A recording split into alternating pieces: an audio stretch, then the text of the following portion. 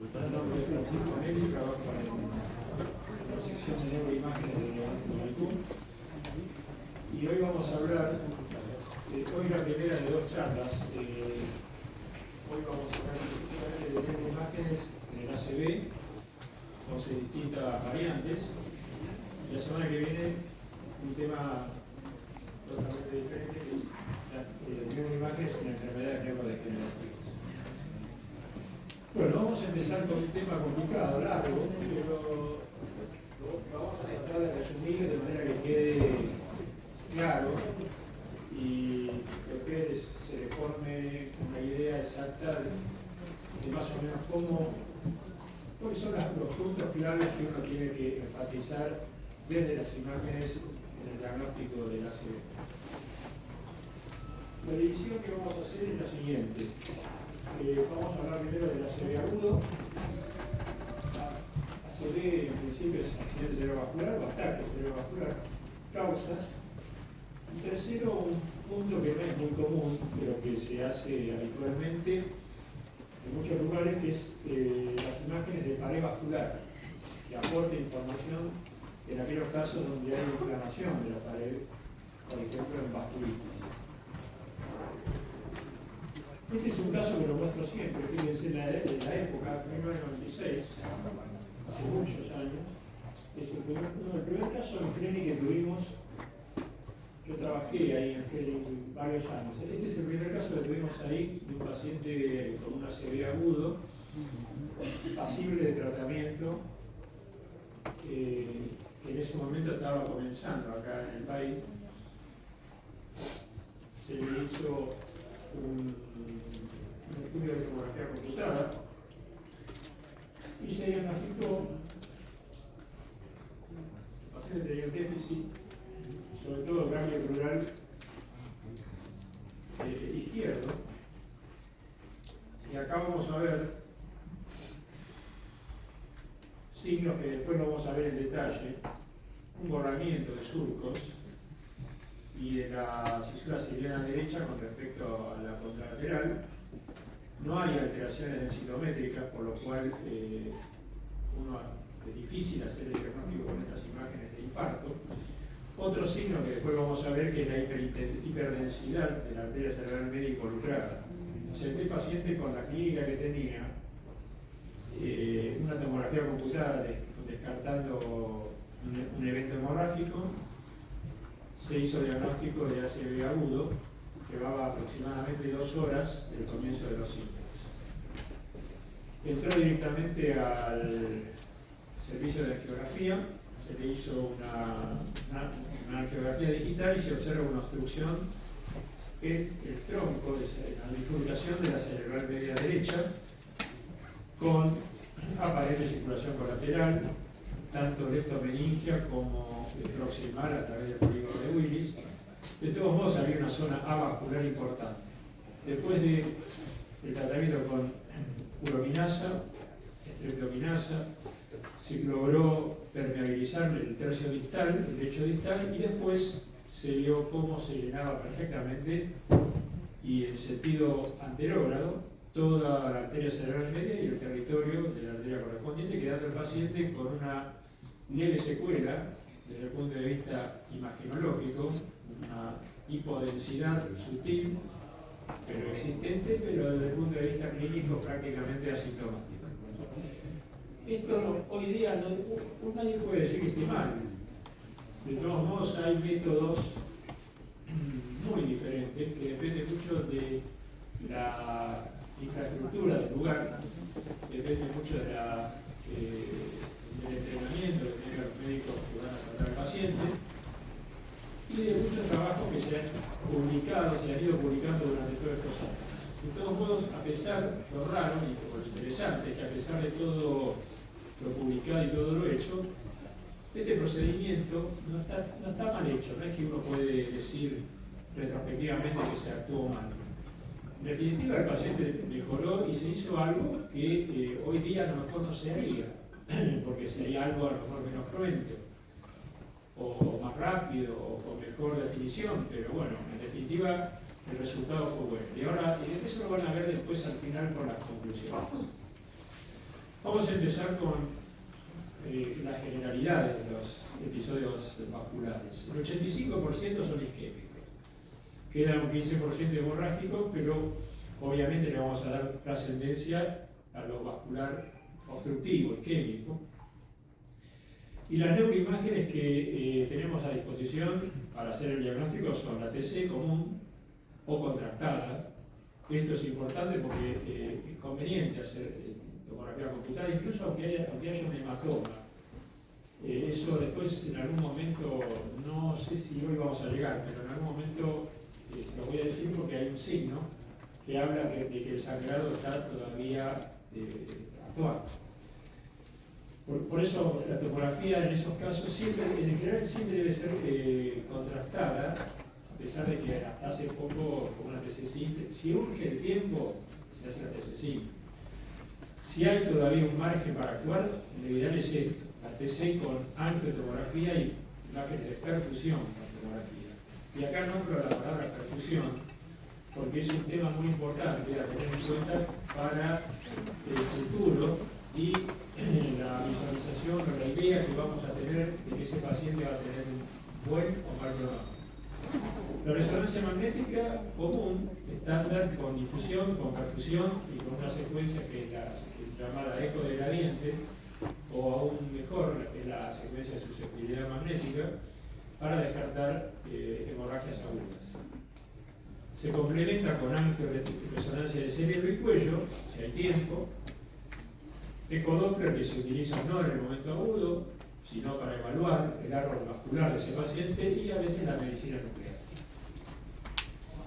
¿Qué objetivos nos proponemos en el momento del diagnóstico? Bueno, en principio, saber la localización y extensión de la obstrucción. Eso es importante si uno lo puede determinar en la imagen al principio, para darle información al clínico que va a tratar al paciente. Volumen del core del infarto. Ahora después lo vamos a ver. El core es aquella zona donde está restringida la difusión. Eso que ustedes van a ver blanco en la difusión, bueno, eso probablemente sea irreversible y sea la zona de máxima afectación desde el punto de vista de irrigación y de llegada metabólicamente de glucosa, ¿no? Que son los dos elementos más importantes. Determinar viabilidad tisular, si existe viabilidad tisular. Esto se determina mediante la perfusión a través, esto es difusión, el core del infarto. La viabilidad tisular o penumbra se determina con la perfusión. Y si hay tejido que todavía es potencialmente salvable, eso induciría a un tratamiento precoz, ya sea intraarterial o intravenoso. Y después un punto que realmente fue apareciendo con el curso de los años, que es el grado de colateralización. Es decir, por eso les decía lo de la TC con contraste. Si se puede hacer, y hay tiempo, con la TC con contraste, una angio-TC. Porque con la angio-TC vamos a ver si existe buenos vasos colaterales que tratan de suplir ese vaso obstruido proximalmente. Si hay buena colateralización, el pronóstico de ese paciente va a ser bueno con el tratamiento, inclusive a veces es bueno si el paciente no tiene comorbilidades espontáneamente y se reperfunde. Pero el grado de colaterales que tenga ese paciente va a ser casi vital para uno poder predecir si va a tener buen o mal pronóstico. Vamos a los signos precoces que tenemos en tomografía computada, sobre todo, que es el método que uno tiene más a disposición. Y hay 4, fundamentalmente son 4. Uno lo vieron antes y lo vamos a ver después, el signo de la arteria hipertensa. Es decir, aquel vaso que está obstruido, en tomografía computada lo vamos a ver hipertenso, porque está la sangre dentro del vaso, está estancada, y va a ser hipertensa. La pérdida de la interfase sustancia gris, sustancia blanca, ¿por qué? Por el edema, que es uno de los primeros elementos en aparecer una vez que se obstruyó un vaso, sobre todo arterial. Los borramientos de los bordes de la ínsula, porque en general la mayor parte de los infartos se producen en la arteria cerebral media, y uno, en realidad, esta pérdida de la interfase gris y blanca la trasladamos al valle insular y se va a definir como se va a asociar a un borramiento de surcos. Ese borramiento de surco va a estar en la ínsula si es de la cerebral media. Obviamente va a estar en otros sectores, depende del territorio vascular afectado. Y si también tomamos en cuenta la afectación de la arteria cerebral media, vamos a ver una hipodensidad de los ganglios de la base. Este es el signo de la arteria hiperdensa. Fíjense la diferencia entre una arteria cerebral media normal y la hiperdensidad en aquella que está afectada por el tronco. Esto se puede cuantificar en unidades Hansfield y habitualmente cuando la relación, por ejemplo, densitométrica entre el lado afectado y el lado sano es mayor a un 20% a favor del lado afectado, que es más denso, se puede considerar, porque hoy día los tomógrafos están muy desarrollados y se pueden hacer imágenes submilimétricas, y si uno no tiene el ojo bien adiestrado, en general todas las arterias van a ser hiperdensas. Por lo general, por eso se llegó al método de cuantificarla, ¿no? Más de un 20% del lado afectado con respecto al otro, ya se considera patológico. Y después hay algunos elementos desarrollados para tener presente y cuantificar esa hipodensidad. Y el más común es el aspect, y el aspect para fosa posterior para cuando hay afectación del territorio de la vértebra basilar. El aspect lo único que hace es poner un número en distintas imágenes. Nivel ganglionar, es decir, a nivel de los ganglios de la base, por abajo y por arriba. Adelante, como ustedes ven acá, M1, M2 es todo el territorio peninsular, M2 y M3 es por atrás de la ínsula. M1 es frontal, esto es territorio del Valle Siliano y esto es más atrás.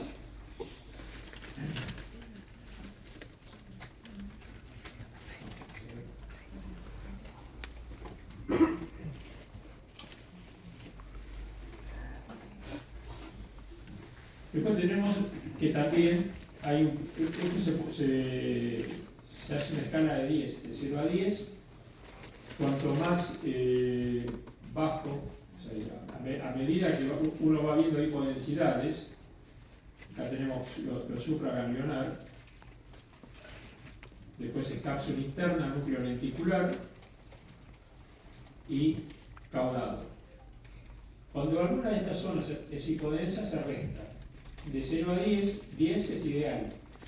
Por debajo de 6 ya se considera en cierta forma peligroso para una acción terapéutica trombolítica, pero no es absolutamente contraindicada, no está contraindicada. Depende mucho también del centro donde se haga y de la experiencia que tengan los médicos que van a hacer el procedimiento.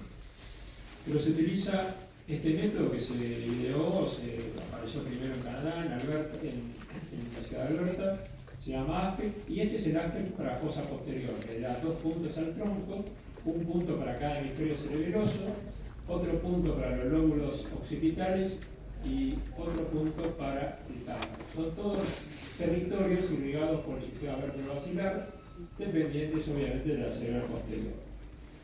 Entonces, cuando ustedes ven una zona de estas hipodensa, restan. Y al final, si hay mucha hipodensidad, el score va a ser bajo y ese paciente va a tener eventualmente un mal pronóstico. Inclusive se plantea uno con un score bajo por menos de 6, si realmente vale la pena hacer alguno o intervenir médicamente a ese paciente o no hacer nada, o a darle neuroprotectores nada más. Vamos a un ejemplo práctico. Acá tenemos una tomografía computada de un episodio vascular isquémico agudo. Si ustedes se fijan bien y se acuerdan los signos que yo les dije antes, van a encontrar por lo menos uno en esta imagen. Fíjense los ganglios de la base, la densidad de uno y de otro. Acá está hipodenso, ¿no? ¿Están de acuerdo o no? Entonces el infarto estaría sería territorio profundo de la arteria cerebral media. Habría que restarle 3 puntos: cabeza de caudado, lenticular y cápsula interna posterior. Probablemente acá también todavía hay algo de hipodensidad, pero siempre vinculada al territorio profundo. Fíjense que los surcos no están comprimidos y hay pérdida de la interfase gris-blanca en el resto del encéfalo, salvo acá en el valle insular, donde sí no hay un buen, si ustedes lo comparan con el otro lado, no hay una buena discriminación.